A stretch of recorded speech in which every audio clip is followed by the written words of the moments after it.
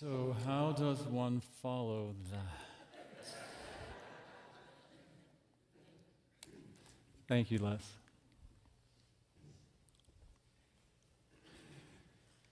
So when I came in this morning, I recognized that we still had this podium here with the acorns that many of you collected and brought in on the 28th when Reverend Cynthia and I were here together as a representation of this community. And I so much appreciate that each one of you is, maybe not each one of you, but many of you are represented here. And so I wanted to leave them here as a representation of that. And also I want to invite those of you who haven't contributed to this collection, if you would like to, if you weren't here, if you didn't have an opportunity, because I kind of see it as our collective consciousness, our gathering together as a community. It's just a representation of that. So I want everybody who wants to be a part of that to be a part of that. And so if you haven't, please feel free to do that. Or if you have something other than an acorn that you would like to contribute to that, do that as well. Because I want us to, again, today's about celebration, celebrating this community. And so it's just a way that we can do that together. Thank you again, Lex, for the beautiful rendition of that song. I was not expecting that. So thank you for that. Today's about celebration. So there's a story about a novice monk who entered the monastery. And this monastery, it was before the printing press, and this monastery was in charge of hand copying the sacred texts. Remember when that was a thing? I mean, you probably don't remember, but you've heard about it. And this novice went to the abbot one day and said, we've been copying these texts from copies for many, many years. What if there's some mistakes that were made? Why don't we go back to the original text and see, what might have been missed? So the abbot said, that's a great idea. I'll show you where they are in the archive, and you can go down there and you can start doing that. So he went down there and was down there for hours and hours and hours and days. And finally, somebody said, well, have you seen him lately? No, haven't seen him. We better go check on him. So they go down there into the archives, and they found the novice just sitting at the corner, just sobbing. Oh, no. And they said, what's wrong? He said, you're not going to believe it. You're not going to believe it. They said, what? The word was celebrate.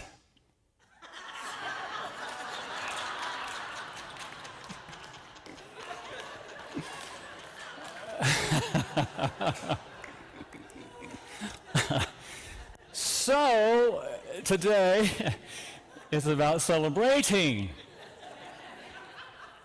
So we're looking at our mission statement this month. We are kind of dissecting it a little bit and looking at what does it really mean for us to live into and from what we say we're about. Because our mission statement is intended to encapsulate our highest, deepest calling. And so it's important for us to understand what we're talking about and to be honest with ourselves about, am I really owning this mission for myself? Because it asks each one of us to own it for ourselves in order that we come together and do it as a community, right? So today I want to talk about that, and I want to invite you to say the mission with me one more time. I know we've said it already, but let's say it together again. And really take a breath. Center yourself right here, right now. I know sometimes we say it as rote, but I really want you to look at it and really feel it. Feel into it. Let it come into your body. Let's say it together. We put God first. Celebrate life.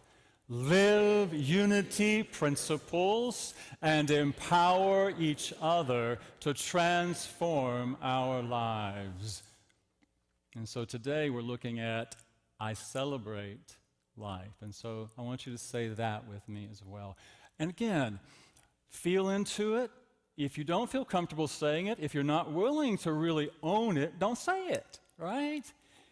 But if you're willing to own this mission, say it with me. I celebrate life. One more time. I celebrate life. Now, take it into your body. I celebrate life.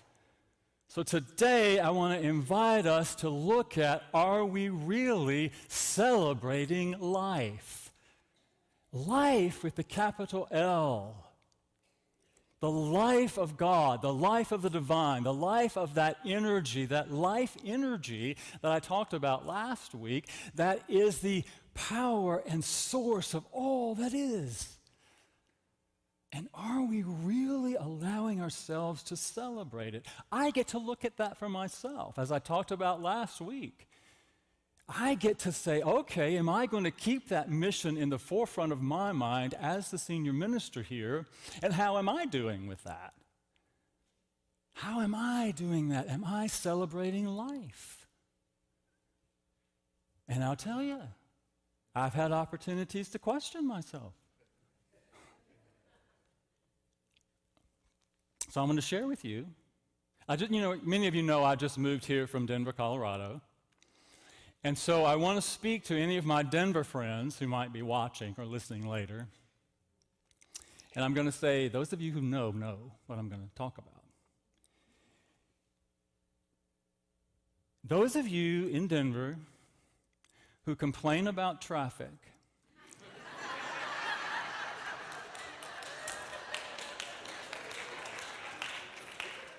have never had the opportunity to drive from Austin Bergstrom Airport to Cedar Park at 5 p.m. on a Tuesday.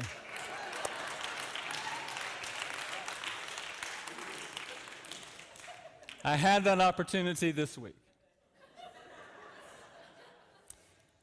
And so I got to choose. I really was thinking, I'll be honest with you, am I putting God first? And am I celebrating life? And it helps. It helps to keep those ideas in the forefront of our minds because we're always at choice, always at choice. Am I choosing to celebrate life in the moment I was sitting in that traffic, or am I cursing life in that moment? Those of us from the South might say, was I cussing life in that moment? I went back and forth. But what I recognize is that when I choose to celebrate life, I can really cultivate for myself and within myself this consciousness, this energy of amazement.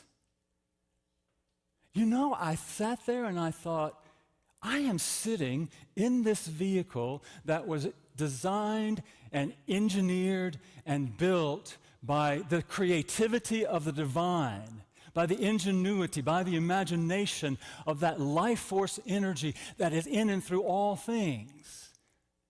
Am I willing to see that life force energy embodied in this vehicle that I am sitting in right here in this traffic? And all I have to do is push a button, put my foot on the pedal, and it transports me. How amazing is that? And I get to travel on this concrete path that somebody else engineered and created and built for me to travel. Yes, it might have taken me an hour plus. But imagine how long that trip would have taken 200 years ago. So can I really be aware of that life energy to cultivate that sense of amazement about life? how life shows up in so many wonderful ways. I was reminded again this morning when I was taking a shower. Wow, I turn on the faucet and water comes out of the wall. That's pretty amazing. So opportunities present themselves to us all the time. We don't even have to look for them. We just have to look at them. We just have to make ourselves aware of them. Life gives us opportunities to celebrate all the time. Do you agree with that? Are we willing to hold that in our minds and say, I celebrate life, even if I'm sitting on the freeway traveling from the airport to Cedar Park at 5 p.m. in the afternoon? Right? Can we celebrate that? And can we create for ourselves, again, when I'm keeping that in my mind at the forefront of my consciousness, I'm more available to witness it. I'm looking for it, right? It's sort of like we set an intention. I like this idea. I know some of you understand what I mean when I say turning a radio dial. I know we don't do that anymore. But when you set an intention, it's like turning your radio dial to that particular frequency, and that particular frequency then shows up for you. That's what setting that attention and living the mission is about. It shows up for us. So I had another opportunity this week. How many of you took the opportunity to look at the super harvest moon this week? Yeah? We were driving, and all of a sudden I just looked up, looked up and saw this beautiful glowing orb in the sky. And the fact that we can see it, the fact that it's so full, the fact that it's shining so brightly, and that is life showing up. And we have the opportunity to pay attention and cultivate this sense of awe. Nature gives us so many opportunities to experience awe. Just being present with it. I mean, I was sitting here just a minute ago on this pew looking out the window at that tree. Awesome. And just the grounds that we get to enjoy here. I have the opportunity now during the week to walk the grounds. Just feeling the awe of that. So allowing ourselves to celebrate life is really about cultivating, choosing to be in amazement about all the ways life shows up. Choosing to practice and cultivate this sense of awe as we walk around and pay attention. Pay attention.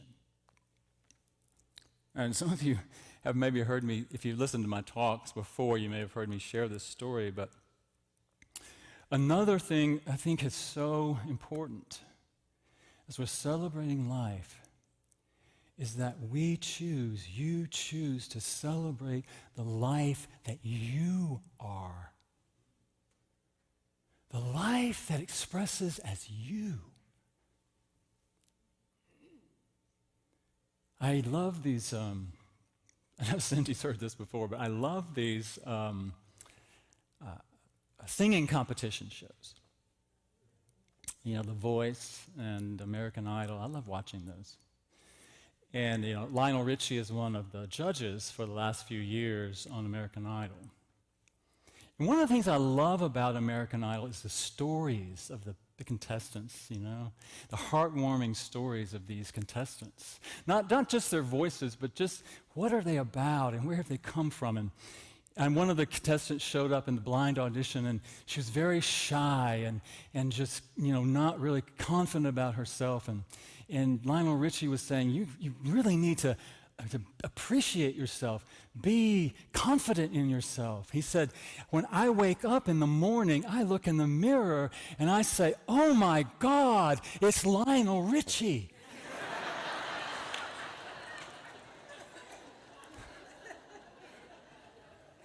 Not necessarily from an ego place, but oh my God, it's me. And look at what I get to do. Look what I get to contribute. Look at this life that is expressing as me. So I want you to do that with me right now. Imagine yourself looking in a mirror, and I want you to say, and if oh my God sounds blasphemous to you, just say, oh wow, or oh gosh, or whatever. Oh my God, and then state your name. And don't say state your name, Tim. I know that's what you're going to say. Fill in your name there. So, oh my God, together. Wait a minute, let's do it together. 1, 2, 3.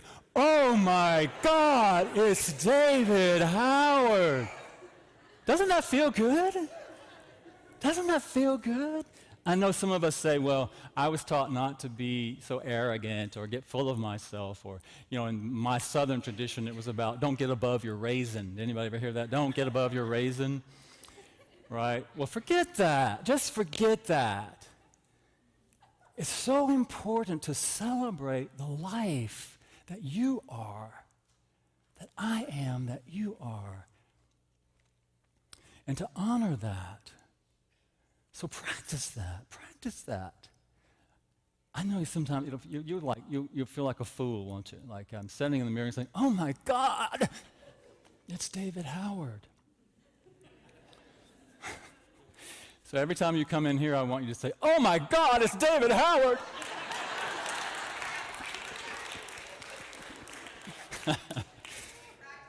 Just kidding. Just kidding. But you got to cultivate that sense of ownership of that life that you are. And then the last thing I want to talk about around that celebrating life is celebrating the diversity of life. Not only celebrating who you are, but who everyone else is as well. That we all show up as different expressions of God. You know what? I had all these quotes that I forgot all about, Jennifer, so I apologize for that. But it doesn't matter. Anyway, to celebrate how each of us shows up. To let go of our preconceived prejudgments of other people. To open ourselves up to all, what? God, life, source, energy is expressing itself through all of us. So if we let go of our preconceived ideas about somebody's religion or somebody's nationality or somebody's sexual orientation or somebody's gender identity or expression or skin color or whatever ideas we have about that, and just open up to curiosity. Curiosity. Tell me more about you. Can we do that? How about we walk around and say, oh my God, it's Ellen Fannin. Oh my God. It's Loretta Sedlock, right? That's the last name, right? Loretta. Oh my God, it's Cindy Wright. Oh my God. And be open to them expressing and teaching us about themselves, right? Can we open up to curiosity? Open our hearts. Because it is so important, especially in the world that we're facing today, because there's so much dissension and separation and us and them going on in the world, right? And so it's important for us to recognize that life energy, whether you call it God or Source or Allah or Buddha or Adonai or whatever name or nature you know it to be, Great Spirit, that is the same life energy expressing as all of us. Yeah? Can we be curious about other cultures, about other religions, about other people in general, right? So as we go through this opportunity to celebrate life, again, I want to remind us that we don't have to go looking for the opportunities. Life gives us plenty of opportunities. Have you noticed? And we are always at choice. Are we going to celebrate the life that is revealing itself to us even on the freeway? Are we going to celebrate that life that shows up for us through nature and all of the awesome experiences that we get to enjoy? Are we going to celebrate this life energy that is us? You know, I forgot to mention the miracle that your body is.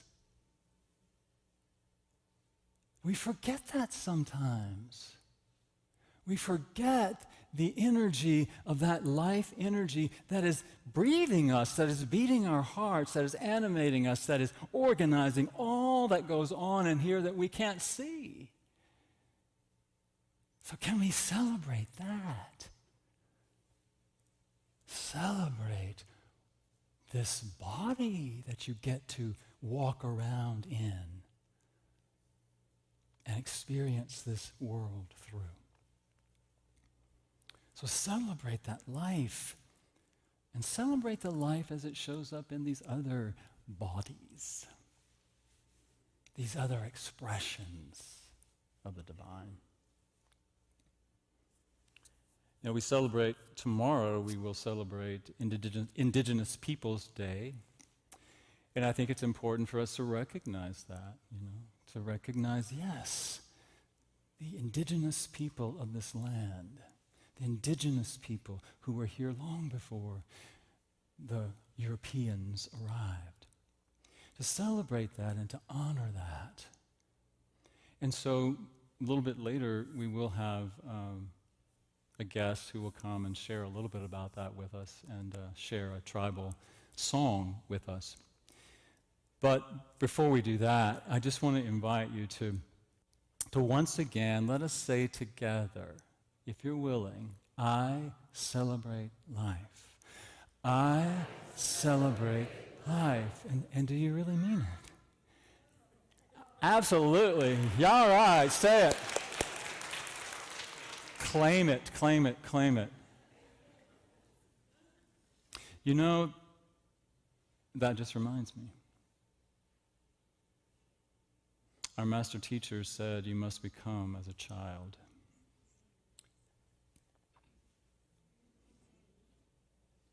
You enter the kingdom. What's the kingdom?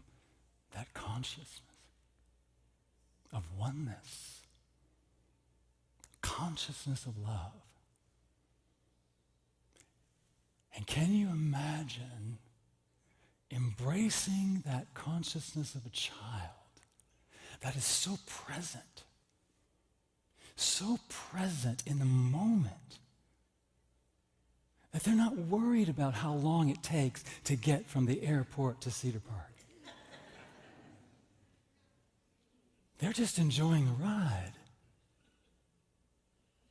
A child who is always asking what and why and what is this about and what is that thing and why and why and why. This curiosity and innocence and openness. Can we embrace that for ourselves?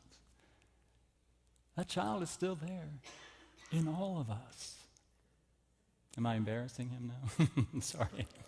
I'm sorry about that. But to acknowledge that, the curiosity and the wonder, and you know, children have yet to be taught to fear other people until we teach them.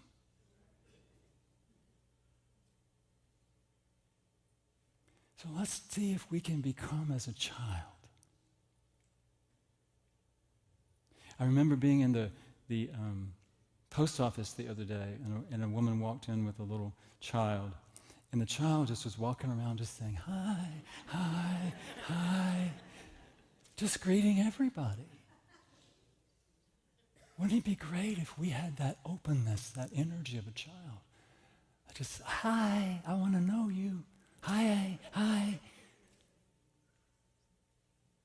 So really, maybe that's just the essence of celebrating life. Embracing that childlike approach. Curiosity and wonder and awe and amazement.